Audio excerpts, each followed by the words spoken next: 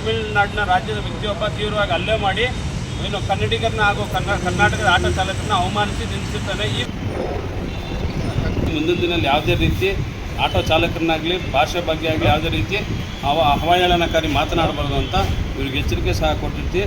ಇಬ್ಬರದು ಸಹ ಒಂದು ದೂರು ದಾಖಲಿಸುತ್ತೆ, ಅದು ಎನ್ಚರ್ ಸಹ ಆಗಿರುತ್ತೆ. ಸಮಯಕ್ಕೆ ಕೇಳಬೇಡಪ್ಪ. ಆಟೋ ಚಾಲಕರನ್ನು ಯಾವತ್ತೂ ರೀತಿ ನಾನು ಮಾತಾಡೋಲ್ಲ, ಇದೇ ಅಲ್ಲ ಕರ್ನಾಟಕದಲ್ಲೂ ಎಲ್ಲೂ ಆಟೋ ಚಾಲಕರ ಬಗ್ಗೆ ಮಾತಾಡೋಲ್ಲ.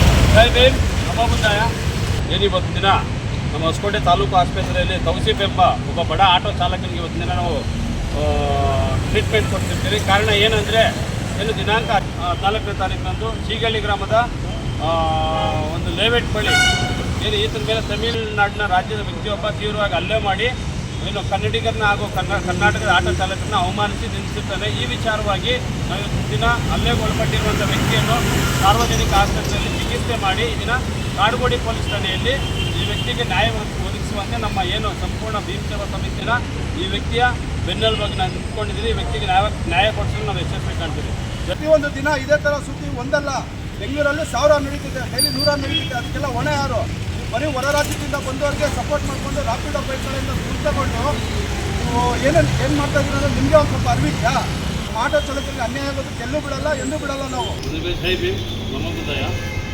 ಏನು ಕಳೆದ ಒಂದು 14ನೇ ತಾರೀಕಿನಂದು ನಮ್ಮ ಕರ್ನಾಟಕಕ್ಕೆ ಸಂಬಂಧಪಟ್ಟಂತೆ ಬಡ ಕುಟುಂಬದ ಆಟೋ ಚಾಲಕ ಒಬ್ಬ ಇದ್ರ ಮೇಲೆ ಏನು ಒಬ್ಬ ಗ್ರಾಹಕ ಇಬ್ಬರ ಮಧ್ಯೆ ವಾಗ್ವಾದ ಉಂಟಾಗಿ ಆಟೋ ಚಾಲಕನ ಮೇಲೆ ಹಲ್ಲೆ ಆಗಿರುತ್ತೆ. ಈ ವಿಚಾರವಾಗಿ ನಾವು ಸಂಬಂಧಪಟ್ಟ ಪೊಲೀಸ್ ಠಾಣೆಯಲ್ಲಿ ನಾವು ಕಂಪ್ಲೇಂಟ್ ಕೊಟ್ಟಿರ್ತೀವಿ. ಈ ಹಲ್ಲೆ ಮಾಡಿದಂಥ ವ್ಯಕ್ತಿ, ಅದೇ ರೀತಿ ಆಟೋ ಚಾಲಕನ ಮೇಲೆ ಮಾತಾಡಿದಂಥ ವ್ಯಕ್ತಿ ಇವತ್ತಿನ ಠಾಣೆಗೆ ತರಿಸಿ ಇಬ್ಬರನ್ನು ಕೂರಿಸಿ ಸಮಯಕ್ಕೆ ಮಾತನಾಡಿ ಏನು ಇವರಿಬ್ಬರ ಮಧ್ಯೆ ಒಂದು ವಾಗ್ವಾದ ಸೃಷ್ಟಿಯಾಗಿ ವಿಚಾರದ ಬಗ್ಗೆ ಗಲಾಟೆ ಆಗಿರುತ್ತೆ. ಈ ದಿನ ಇಬ್ಬರನ್ನು ಕಾಡುಗೋಡಿ ಪೊಲೀಸ್ ಠಾಣೆಗೆ ಇವ್ರನ್ನ ಕರೆಸಿ ಇವರಿಬ್ಬರನ್ನ ರಾಜಿ ಮಾಡಿ ಮುಂದಿನ ದಿನದಲ್ಲಿ ಯಾವುದೇ ರೀತಿ ಆಟೋ ಚಾಲಕರನ್ನಾಗಲಿ ಭಾಷೆ ಬಗ್ಗೆ ಆಗಲಿ ಯಾವುದೇ ರೀತಿ ಅವಹೇಳನಕಾರಿ ಮಾತನಾಡಬಾರ್ದು ಅಂತ ಇವ್ರಿಗೆ ಎಚ್ಚರಿಕೆ ಸಹ ಕೊಟ್ಟಿರ್ತೀವಿ. ಇಬ್ಬರದು ಸಹ ಒಂದು ದೂರು ದಾಖಲಿಸುತ್ತೆ, ಅದು ಎನ್ಚರ್ ಸಹ ಆಗಿರುತ್ತೆ. ಸಮಯಕ್ಕೆ ಕೇಳಬೇಡಪ್ಪ. ಆಟೋ ಚಾಲಕರನ್ನು ಯಾವತ್ತೂ ರೀತಿ ನಾನು ಮಾತಾಡೋಲ್ಲ, ಇದೇ ಅಲ್ಲ ಕರ್ನಾಟಕದಲ್ಲೂ ಎಲ್ಲೂ ಆಟೋ ಚಾಲಕರ ಬಗ್ಗೆ ಮಾತಾಡೋಲ್ಲ. ಇದಕ್ಕೆ ನೀವು ಇಲ್ಲಿನ ಮಾತಾಡೋದಿಲ್ಲ. ಸಾರಿ.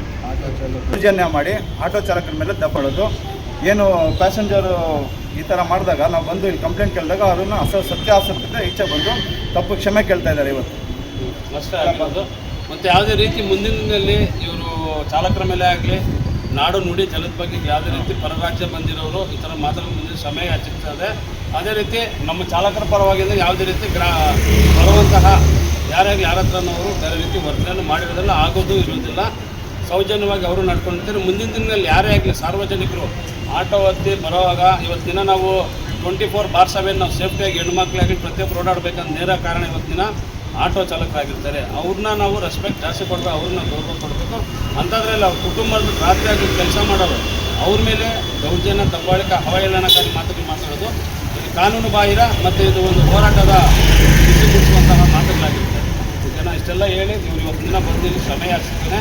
ನಮ್ಮ ಭೀಮ್ ಸೇವಾ ಸಮಿತಿ ತಂಡ ಇವತ್ತು ದಿನ ಬಂದು ಆಟೋ ಚಾಲಕನ ಪರ ನಿಂತ್ಕೊಂಡು ಅವ್ರಿಗೆ ನ್ಯಾಯ ಒದಗಿಸ್ಕೊಟ್ಟು ಇವರು ಸಹ ಸತ್ಯತೆಯನ್ನು ಮಾತಾಡಿ ಇವತ್ತು ನ್ಯಾಯ ಒದಗಿಸ್ಕೊಟ್ಟು ಕೆಲಸ ನಾವು ಮಾಡಿರ್ತೀವಿ. ಜೈ ಭೀಮ್. ಇಬ್ಬರು ಶೇಕ್ ಹ್ಯಾಂಡ್ ತೊಗೊಂಡ್ಬಿಡಪ್ಪ.